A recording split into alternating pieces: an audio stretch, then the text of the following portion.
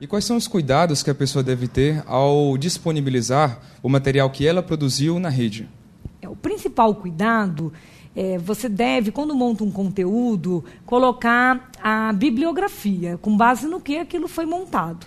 Hoje, uma bibliografia também envolve não só colocar títulos e nomes de outros autores que foram utilizados no material, né, no conjunto daquele material, como o link, caso o conteúdo tenha sido retirado da web, e a data.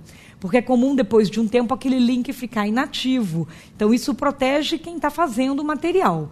Se o material é para finalidade acadêmica e sem finalidade lucrativa, para a gente fazer essa ressalva, é claro que basta fazer a menção da autoria, que você respeita o direito moral de autor. Mas, conforme esse conteúdo for ser explorado, ele pode retirar a capacidade de exploração patrimonial pelo próprio autor.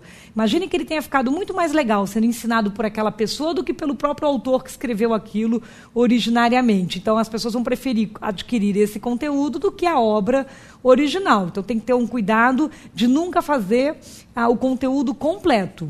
Né? Ele tem que ter autoria própria, fazer menção de obras de terceiro de forma limitada, apenas para passar uma mensagem e não estar totalmente baseado em outras obras, e evitar fazer uso de materiais encontrados na web sem uma origem legítima. Sabe, conteúdo de origem duvidosa? A gente costuma dizer que tem hoje esse tipo de conteúdo de origem duvidosa.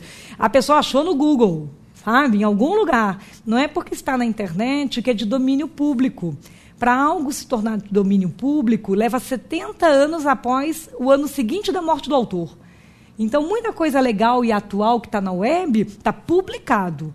Logo, se eu quiser fazer uso daquilo de uma forma de exploração econômica ou uma forma maior do que algumas linhas ou alguns segundos daquela obra, eu preciso da autorização não só do autor, mas muitas vezes daquele que foi o que publicou, o editor. Né? Por exemplo, a minha obra é da editora Saraiva. Então, dependendo do uso que a pessoa vai fazer, a autorização viria de mim, como autora, mas o titular para a exploração patrimonial disso hoje, por contrato, é a editora Saraiva. Então, viria uma autorização dela também, porque eu posso gostar que divulgue minha obra e meu nome.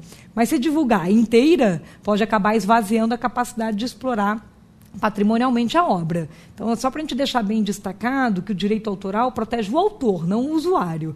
E hoje você tem aulas que são montadas com a autoria do próprio professor e há outras que são compilados. Ele faz um compilado de notícia, um compilado de casos de terceiros, um compilado de materiais e de modelinhos que ele trouxe de algum lugar. Então, tem que ter uma origem legítima.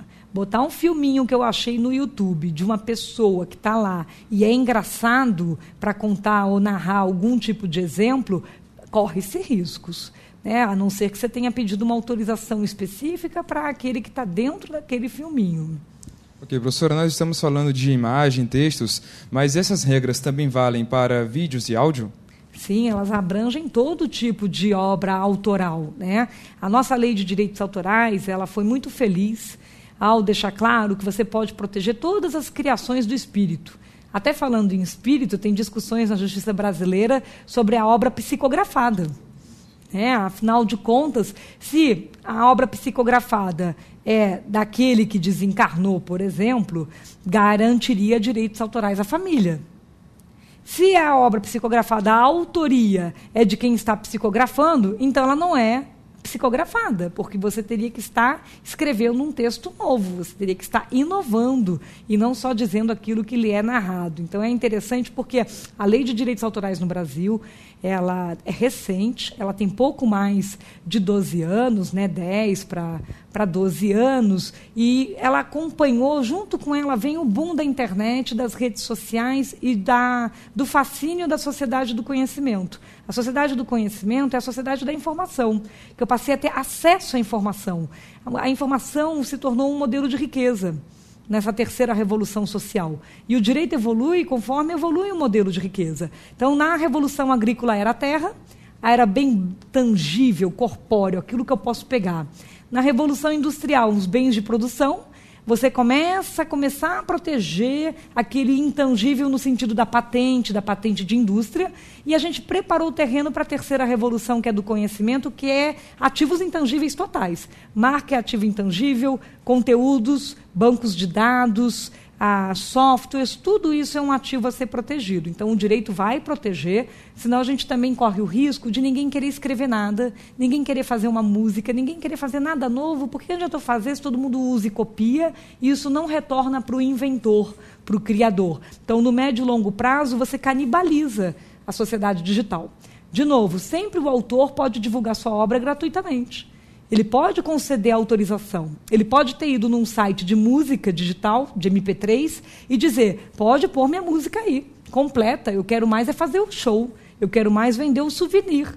Né? Mas você precisa que isso tenha sido disposto pelo autor. A lei traz algumas exceções, entre elas, para fins acadêmicos, desde que uma parte só da obra, pequena, com menção de autoria, que não seja para ganho, remuneração de lucro, você pode fazer o uso sem precisar de prévia autorização. Mas até para você inventar em cima, traduzir em outro idioma, tudo isso está restrito, precisa da prévia autorização do autor.